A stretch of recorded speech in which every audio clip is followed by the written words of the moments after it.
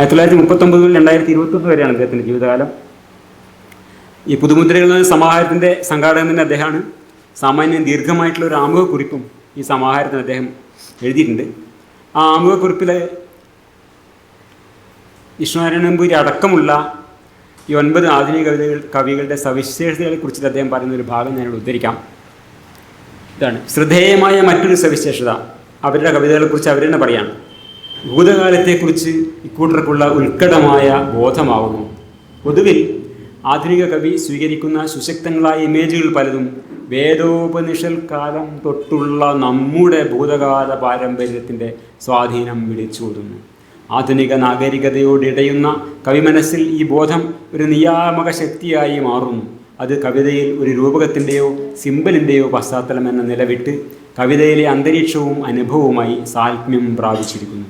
ഇവിടെ ഈ വേദോപനിഷൽക്കാലം തൊട്ടുള്ള നമ്മുടെ ഭൂതകാല പാരമ്പര്യം എന്ന് പറയുന്നിടത്ത് തന്നെ ഈ കവിയുടെ ലോകവീക്ഷണം എന്താണെന്നുള്ളത് വ്യക്തമാകുന്നുണ്ട്. ആരാണ് ഈ നമ്മൾ? ബ്രാഹ്മണ പുരുഷന്മാർക്ക് മാത്രമായിരുന്നു ഈ വേദങ്ങൾക്ക് അധികാരം ഉണ്ടായിരുന്നുള്ളൂ. പക്ഷെ ഇവിടെ പറയുമ്പോൾ നമ്മൾ എന്നാണ്. ഇവരെല്ലാവരുടെയും ഈ 9 ആൾക്കാരുടെയും പിന്നെ 6 ആൾക്ക് അച്ഛൻ വഴി വേണമെങ്കിൽ അവകാശപ്പെടാം. എന്നാലും ഇവരെല്ലാവരുടെയും പിന്നെ വായിക്കുന്ന നമ്മളുടെയും ഒക്കെ പിന്നെ മൊത്തം പാരമ്പര്യമാണ് ഈ വേദോപനിഷത്ത് പറഞ്ഞു തരുന്നത്.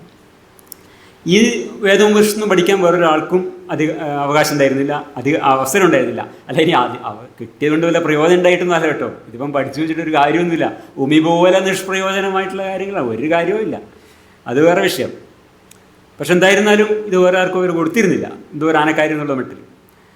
പക്ഷെ അത് ഒരു കഴിഞ്ഞ 10-15 നൂറ്റാണ്ടായിട്ട് സകല വിജ്ഞാനത്തിൻ്റെയും ഭണ്ഡാകാരം എന്നൊക്കെ മേനി പറഞ്ഞ് നടന്നിരുന്നുള്ള ഈ പുരാതന പ്രവർത്തനങ്ങളൊക്കെ അന്തസാര ശൂന്യമാണ് എന്നുള്ള കാര്യം 1835 മെക്കാളയും ഇംഗ്ലീഷ് വിദ്യാഭ്യാസം വന്നുകൂടി ആൾക്കാർ കുറച്ചൊക്കെ മനസ്സിലായി തുടങ്ങി. ട്രാൻസ്ലേഷൻ വന്നു, ആൾക്കാർ വായിച്ചു തുടങ്ങി, എല്ലാവർക്കും ആക്സസിബിളായി.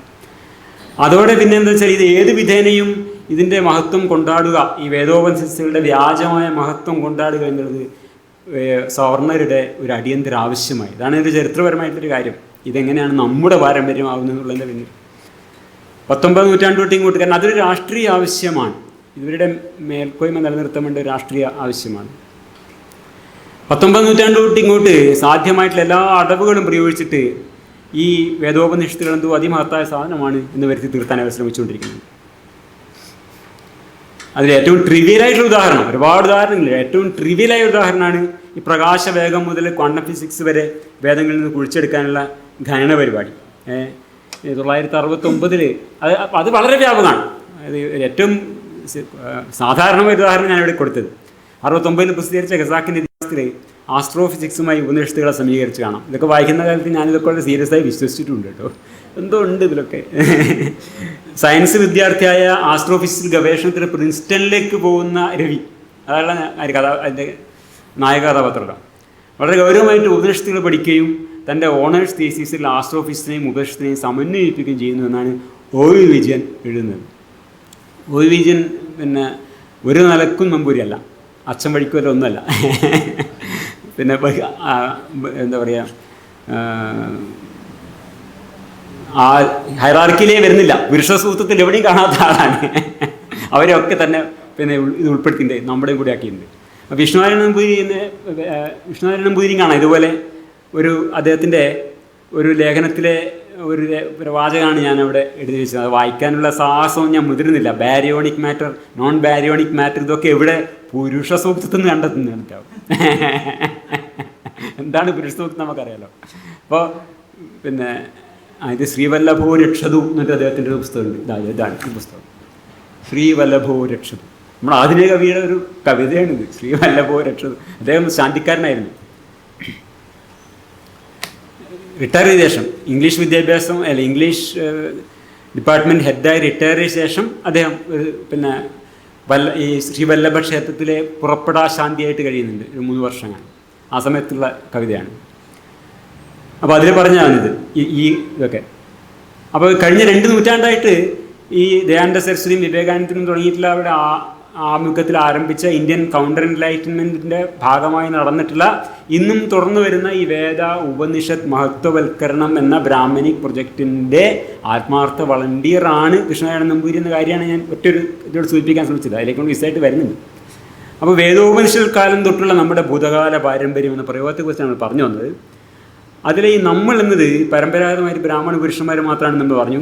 ഇന്ത്യൻ പ്രതിജ്ഞാനോദയ പ്രൊജക്റ്റിൻ്റെ ഒരു ടാസ്ക് എന്താണെന്ന് പറഞ്ഞാൽ ഈ നമ്മൾ ആരാണ് എന്നതിനെ വിപുലീകരിക്കാനുള്ള ശ്രമം. അതിൽ നമ്പൂതിരി മുതൽ നയാടി വരെയുള്ള സകലരുടെയും പൊതു പാരമ്പര്യമാണ് ഈ വേദോപനിഷത്തുകൾ എന്ന ആഖ്യാനം വരുന്നത്. അങ്ങനെയാണ് യോഗീജനൊക്കെ ഈ ചൂണ്ടയും വിഴുങ്ങിയിട്ട് ഇങ്ങനെ നടക്കുന്നത്. ഈ വേദോപനിഷത്തുകൾ നമ്മുടെ പാരമ്പര്യമല്ല, സമത്വത്തിനും സാഹോദര്യത്തിനും ഒരിടവും കൽപ്പിക്കാത്ത ഈ പുരാതന ഭാവനാ സൃഷ്ടികൾ അർഹിക്കുന്നത് അനീഹിലേഷൻ ഓഫ് കാസ്റ്റ് എന്ന പ്രസംഗത്തിൽ ഡോക്ടർ BR അംബേദ്കർ പറഞ്ഞ ഡയനമിറ്റ് പ്രയോഗം മാത്രമാണ് എന്ന പ്രയോഗം. ആ തിരിച്ചറിവാണ് യഥാർത്ഥത്തിൽ എന്ത് ആധുനികതയുടെ തിരിച്ചറിവ്. വേദോപനിഷൽ കാലം തൊട്ടുള്ള ഭൂതകാല പാരമ്പര്യത്തിൻ്റെ സ്വാധീനം നിയാമക ശക്തിയായി മാറുന്ന കവിമനസ്സ്, അതൊക്കെ അദ്ദേഹം തന്നെ വിവരിച്ച ആ കാര്യങ്ങളൊക്കെ അദ്ദേഹത്തിൻ്റെ കവിതകളിൽ നമുക്ക് എമ്പാടും കാണാം. ഈ സമാഹാരത്തിൽ അദ്ദേഹത്തിൻ്റെ ഉൾപ്പെടുത്തിയ അണക്കെട്ടുകൾ എന്ന കവിത വിഷ്ണുനാരായണ നമ്പിയുടെ ആദ്യകാല ഒരു രചനയാണ്. കൗമാര കുതൂഹലവും യൗവനോത്സാഹവും പച്ച പിടിച്ചു തഴച്ചിരുന്ന കാലത്ത് എഴുതിയ ഒരു കവിതയാണിത് എന്ന് പ്രൊഫസർ M. ലീലാവതി ഈ പുസ്തകത്തിൽ പറയുന്നുണ്ട്. രാഷ്ട്രത്തിന് സമർപ്പിക്കപ്പെട്ട ബക്രയെ സ്മരിച്ചുകൊണ്ട്, ഇതൊരു കാലമാണ് നെഹ്റുവിൻ്റെ കാലത്ത് ബക്രാനങ്കൽ അണക്കെട്ടുണ്ടാക്കിയപ്പോൾ അതിനെക്കുറിച്ച് എഴുതിയ ഒരു കവിതയാണ് വാസ്തവത്തിൽ.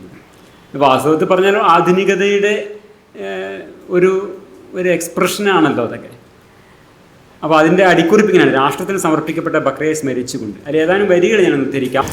യമുനയിൽ അരുണോദയമണയെ ഗംഗയിൽ അന്തിക്കതിർ വീഴുകെ തടഭുവി പണ്ടിടരാർന്നു ഭജിച്ചു സവിതാവേ നിന്റെ വരേണ്യ മഹസ്സിനെ ഞങ്ങൾ.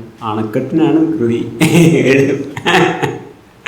യമുനയിൽ അരുണോദയമണയെ ഗംഗയിൽ അന്തിക്കതിർ വീഴുകെ തടഭുവി പണ്ടിടരാർന്നു ഭജിച്ചു സവിതാവേ. വളരെ പഴയ ഋഗ്വേദ സംബോധനയാണ്. സവിതുർവരേണ്യം സവിതാവേ. അവിടെ ഒരു അടിക്കുറിപ്പ് കൊടുത്തിട്ടുണ്ട്. സവിതാവേ എന്ന് പറഞ്ഞു കൊടുത്ത് നദീതട സംസ്കാരത്തിൻ്റെ മന്ത്രമായ ഗായത്രി ഓർക്കുക.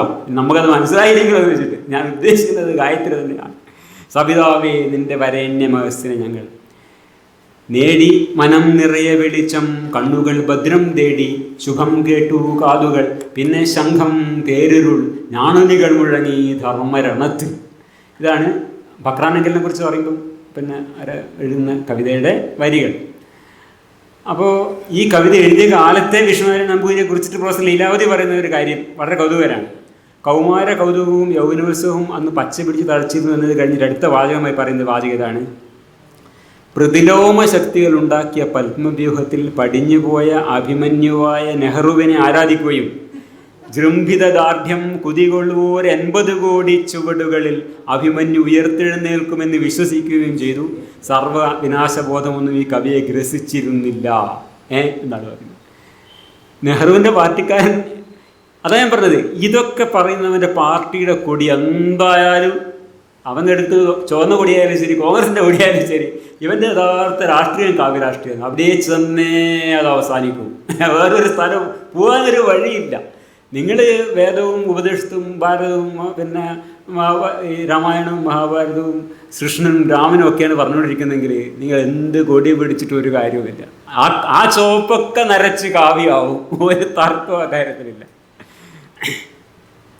വിഷ്ണുനാരായണ നമ്പൂതിരിയെ കുറിച്ചുള്ള തുടർ ചർച്ചയിൽ പ്രൊഫസർ ലീലാവതി പറഞ്ഞൊരു കാര്യം കൂടി ഉദ്ധരിക്കാം.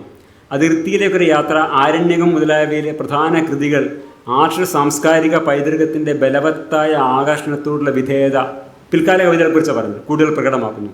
ആര്യ പാരമ്പര്യത്തിൻ്റെ പിൻവിളി എന്ന് ഈ പ്രവണത വിമർശിക്കപ്പെട്ടിട്ടുണ്ട് എന്ന് പ്രൊഫസർ ലീലാവതി നിരീക്ഷിക്കുന്നുണ്ട്. തുടർന്ന് വരുന്ന ഭാഗത്ത് ഒരു വക്കീലിൻ്റെ വൈദഗ്ധ്യത്തോടുകൂടി ഈ പ്രൊഫസർ ലീലാവതി ഈ വിമർശനത്തിന് മറുപടി പറയാൻ വളരെ കണ്ണി ശ്രമിക്കുന്നുണ്ട്. നമുക്ക് വളരെ ദുർബലവും വളരെ നിരർത്ഥവുമായ വാദങ്ങളാണ്. നമുക്കത് വായിച്ചാൽ തന്നെ വ്യക്തമാണ്. പക്ഷേ വാദങ്ങളൊക്കെ വാസ്തവത്തിൽ വളരെ അനാവശ്യമാണ്. പിൽക്കാലത്ത് അദ്ദേഹം പരസ്യമായി എഴുതിയിട്ടുള്ള നിലപാടുകൾ ആര്യപാരമ്പര്യത്തിൻ്റെ പിൻവിളി എന്നൊക്കെ മയത്തിലുള്ള വിശേഷണങ്ങൾക്കപ്പുറം ഹിന്ദുത്വ പ്രത്യയശാസ്ത്രത്തിൻ്റെ പ്രചരണ പ്രവർത്തനം എന്ന് തന്നെ വിശേഷിക്കപ്പെടാൻ അർഹതയുള്ള രീതിയിലാണ് അദ്ദേഹത്തിൻ്റെ പിന്നിലുള്ള എല്ലാ എഴുത്തുകളും ഉണ്ടായിട്ടുള്ളത്. ഇവിടെ ഒരു പുസ്തകം ഞാൻ കാണിച്ചു തരാം. ഒരു മയിൽപ്പീലിയും ഒരു രാഷ്ട്രവും. ഈ പുസ്തകത്തിൽ സമാഹരിക്കപ്പെട്ട ലേഖനങ്ങളിലൂടെ കടന്നുപോയാൽ 980 തൊട്ട് 21-ാം നൂറ്റാണ്ട് 2-ാം ദശകം വരെ അദ്ദേഹം നടത്തിയ ഹിന്ദുത്വ പ്രത്യയശാസ്ത്ര ഹിന്ദു രാഷ്ട്രീയ പ്രകടനത്തിൻ്റെ ഒരു നഖചിത്രം നമുക്ക് കാണാൻ കഴിയും. ചില ഞാൻ വായിക്കാം. പേജ് 14, ആദ്യത്തേത് പേജ് 14, 1994 എഴുതിയ തനിമയിലേക്ക് തായ്വേരിലേക്ക്. ഈ നൂറ്റാണ്ടിൻ്റെ മധ്യരാശിയിൽ 994 പഴയ നെഹ്റു ആരാധകനാണ്. ഈ നൂറ്റാണ്ടിൻ്റെ മധ്യരാശിയിൽ പരമാധികാര രാഷ്ട്രമായി തീരുന്ന ഇന്ത്യ ഇന്ന് 60കളിൽ നേരത്തെ നമ്മൾ വായിച്ചു, അദ്ദേഹം നെഹ്റു ഒരു അഭിമന്യു പോലെ ഉയർത്തിരുന്നേക്കുന്നൊക്കെ പറയുന്നത് 60കളിൽ. ഈ നൂറ്റാണ്ടിൻ്റെ മധ്യരാശിയിൽ പരമാധികാര രാഷ്ട്രമായി തീരുന്ന ഇന്ത്യയിൽ നിന്ന് യൂറോപ്പിൻ്റെ കാൽ വഴുതിയാണ് അതേ ചളിക്കുണ്ടിലേക്ക് സ്വമേധയാ താണുനാൾ ഇറങ്ങിച്ചെല്ലുന്നതല്ലേ കഴിഞ്ഞ 47 കൊല്ലക്കാലത്ത് നമ്മുടെ അനുഭവം. ധനവ്യവസായങ്ങളും പഞ്ചവത്സര പദ്ധതികളും തലവരി വരുമാനവും ലഘുസമ്പാദ്യശീലവും ടൂറിസ്റ്റ് വികസനവും അക്കാദമി സിനിമകളൊക്കെ നമ്മൾ എവിടെ കൊണ്ടെത്തിച്ചിരിക്കുന്നു? ഗാന്ധിജിയുടെ സരളവും വ്യക്തവുമായ കർമ്മപദ്ധതിയിൽ നിന്ന് നെഹ്റുവിൻ്റെ സങ്കീർണവും ഭ്രാന്തവുമായ സ്വപ്ന ദർശനത്തിലേക്ക് നാം ചുവട് മാറ്റി ചവിട്ടിയതിൻ്റെ അനിവാര്യമായ ഫലങ്ങളാണ് ഇന്നീ കാണുന്ന ഗതികേടുകളെല്ലാം. അല്ലെ, ബാബരി മസ്ജിദ് പൊളിഞ്ഞു വീണിട്ടുണ്ട് 1992, 94 എഴുതുന്ന ലേഖനാണ്. ഒരു കാലത്ത് നെഹ്റുവിനെ ആരാധിച്ചിരുന്നു എന്ന് പറയപ്പെട്ട ആളാണ് ഇത് എഴുതുന്നത്. അപ്പോൾ എല്ലാ ഗതികേടുകളും നെഹ്റു ഭരിച്ചതുകൊണ്ടാണ് എന്നുള്ള ആ സംഭവം ഉണ്ടല്ലോ, അത് കൃത്യമായി ആവർത്തിക്കാനുള്ള പണിയാണ് അദ്ദേഹം. കുറച്ച് നല്ല ഭാഷയിൽ എഴുതി വെച്ചു എന്ന് മാത്രമേ ഉള്ളൂ. അപ്പോൾ തന്നെ പേജ് 18, അതിൽ സംഘപരിവാറിൻ്റെ ഭാഗമായിട്ടുള്ള തപസ്യയുടെ 10ാം വാർഷികത്തിൽ പങ്കെടുത്തുകൊണ്ട് വിഷ്ണുനാരായണ നമ്പൂതിരിയുടെ പ്രസംഗമുണ്ട്. അപരിഗ്രഹത്തിൻ്റെ സംസ്കാരം എന്ന ശീർഷകത്തിലെ സമാഹാരത്തിൽ കൊടുത്തിട്ടുണ്ട്. അടിമുടി സംഘപരിവാറിൻ്റെ സാംസ്കാരിക ധാരണയിൽ വിളിച്ചു പറയുന്ന ലേഖനമാണ്. അത് ഞാനിവിടെ വായിക്കുന്നില്ല. പ്രൊഫസർ എം ലീലാവരി ഇങ്ങനെ ഒരു വാദവും പറയേണ്ട ആവശ്യമില്ല, അല്ലെങ്കിൽ ഇറ്റ്സ് ഒബ്വിയസ്, അവിടെ വ്യക്തമായിട്ട് അവിടെ കാണുന്നുണ്ട്. അപ്പോൾ ഈ ആര്യപാരമ്പര്യത്തിൻ്റെ പിൻവിളി എന്നൊന്നും അതിനെ മയത്തിൽ പറയേണ്ടതില്ല. ഇത് കൃത്യമായ ഹിന്ദു പ്രത്യയശാസ്ത്രത്തിൻ്റെ പ്രചരണ പ്രവർത്തനം എന്ന് പറയേണ്ടതാണ്. വിഷ്ണുനാരായണ നമ്പൂതിരിയുടെ ഇടപെടലുകൾ വേറെ ഒരു തരം വിളിയും അർഹിക്കുന്നില്ല. ഇത് ഉദാഹരിക്കാൻ വേണ്ടിയാണ് തപസ്യ പ്രസംഗം ഞാനൊന്ന് എടുത്തു പറഞ്ഞു മാത്രം. പേജ് 26, ധർമ്മരാജ്യം എന്ന മുറ, അത് ഒന്ന് എടുത്ത് വായിക്കേണ്ട ഒരു ആർട്ടിക്കിളാണ്. കാര്യം എന്ന് വെച്ചാൽ 2014 ഇത് ലേഖനാണ്. നമ്മൾ സുഗതകുമാരിയെ കുറിച്ചിട്ട് നേരത്തെ പറഞ്ഞിരുന്നല്ലോ, പിന്നെ ജനാധിപത്യത്തെക്കാൾ രാജാധിപത്യത്തെ ഇഷ്ടപ്പെട്ട കവിയെന്ന്. അതേ ഡിറ്റോ കോപ്പിയാണ് ഇവിടെ നമ്മൾ കാണുന്നത്. ഇത് നേരിട്ട് നമുക്ക് വായിക്കാം, എഴുതി വെച്ചത്. ധർമ്മരാജ്യം എന്നാണ് പറയുന്നത്. എന്തിനെക്കുറിച്ചാണ് പറയുന്നത്? പിന്നെ തിരുവിതാംകൂർ രാജ്യത്തെക്കുറിച്ചാണ് ധർമ്മരാജ്യം. ഇതൊരു ഭയങ്കര സംഭവമാണ്, ജനാധിപത്യത്തിൻ്റെ അപ്പുറത്തുള്ള സാധനം എന്ന് പറയുന്നത്. അപ്പോൾ ഹിന്ദുക്കൾ സ്മൃതികൾ നോക്കി ഭരിക്കുന്നവരല്ലയോ എന്ന് നാരായണ ഗുരു പറഞ്ഞത് ഇവരെക്കുറിച്ചാണ്, തിരുവിതാംകൂറിനെ കുറിച്ചാണ്. തനിക്ക് സന്യാസം നിഷേധിക്കുമെന്ന് നാരായണ ഗുരു ഉറപ്പുണ്ടായിരുന്ന ഒരു രാജ്യത്തെക്കുറിച്ചാണ് പിന്നെ ധർമ്മരാജ്യം എന്ന് പറഞ്ഞുകൊണ്ട് ഈ നമ്മുടെ ആധുനിക കവികൾ 20ാം നൂറ്റാണ്ടിൽ ഇതൊക്കെ പറയുന്നത്. ആദ്യം വായിക്കാം, ഭയങ്കര രസമാണ്. എന്തൊക്കെ എങ്ങനെ ഇത്ര മനോഹരമായി പിന്നെ ആത്മവഞ്ചന ചെയ്യാൻ പറ്റുന്നതാണ് എനിക്കറിയാത്തത്. ഇതൊന്നും അറിയാത്ത ആൾക്കാരല്ലല്ലോ. ചോട് പിഴച്ച് അഴിമതിയിൽ മുങ്ങിത്താഴ്ന്ന പ്രജാധിപത്യം, അതല്ലാതെ വേറൊരു പ്രജാധിപത്യം ഇല്ല എന്നുള്ള മട്ടിലാണ്. അങ്ങനെ ചോട് പിഴച്ച് അഴിമതിയിൽ മുങ്ങിത്താഴ്ന്ന പ്രജാധിപത്യമോ അതോ ഉദാര ഹൃദയമായ രാജവാഴ്ചയോ ഭേദം. രാജവാഴ്ച പിന്നെ അത് ഉദാര ഹൃദയമാണ്, അങ്ങനെ അത് വേറൊരു ഓപ്ഷൻ ഇല്ല. ഇത് നേരെ തിരിച്ചു സംഭവിച്ചില്ല, അത് പ്രശ്നമില്ല. പടിഞ്ഞാറൻ രാഷ്ട്രമീമാംസകരെ എന്നും പരക്കുന്ന പ്രശ്നമാണിത്. കുലപതിയായ പ്ലാറ്റോ ഫിലോസഫർ കിങ് എന്നൊരു ആദർശം മുന്നോട്ട് വെച്ചു. സ്റ്റാലിൻ്റെ റഷ്യക്കുള്ളിലേക്ക് ഇരുമ്പ് മറ ഭേദിച്ച് കടന്നു ചെന്ന ബെർണാഡ് ഷാ. അതായത് ഇവരുടെ ഒക്കെ ഒരു സംഭവം എന്ന് പറഞ്ഞാൽ ഇവർ കോട്ട് ചെയ്യുക ബെർണാഡ് ഷാ, വൈലോപ്പിള്ളി, അല്ലാണ്ട് ദീൻദയാൽ ഉപാധ്യായ ഒന്നും ഇവർ പറയില്ല. കോട്ട് ചെയ്യൽ കംപ്ലീറ്റ് പിന്നെ ഇവരായിരിക്കും. ബെർണാഡ് ഷാനെ കോട്ട് ചെയ്യുക, വൈലോപ്പിള്ളിനെ കോട്ട് ചെയ്യുക, ഇതൊക്കെ ചെയ്യും. പറയുന്നത് മൊത്തം ഇവരെ ദീൻദയാൽ ഉപാധ്യായ പറയുന്ന കാര്യങ്ങളായിരിക്കും. അവരെ ഒരിക്കലും കോട്ട് ചെയ്യില്ല. പടിഞ്ഞാറൻ സ്റ്റാലിൻ്റെ റഷ്യക്കുള്ളിലേക്ക് ഇരുമ്പുമറ ഭേദിച്ച് കടന്നു ചെന്ന ബെർണാഡ് ഷാ എനിക്ക് വേണ്ടത് നന്മ ചെയ്യാൻ ത്രാണിയുള്ള കരുത്തൻ്റെ ഭരണമാണ് എന്ന് തുറന്നടിച്ചു.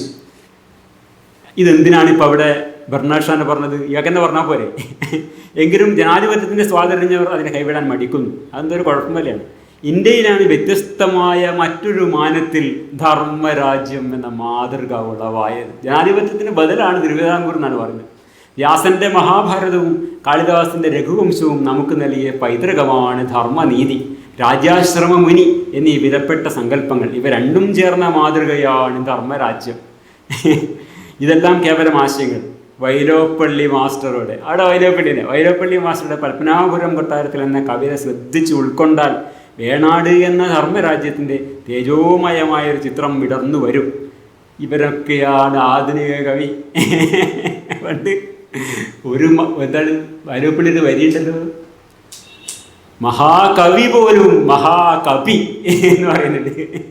പെരുമ ബാധിച്ച് ചൊറിഞ്ഞിരിക്കുന്നു എന്ന് വൈരപ്പള്ളി പറയുന്നുണ്ട്. അത് കൃത്യമായിട്ട് പറയേണ്ട ആൾക്കാരെ ഇവരൊക്കെ. പെരുമ ബാധിച്ച് ചൊറിഞ്ഞിരിക്കുന്നു.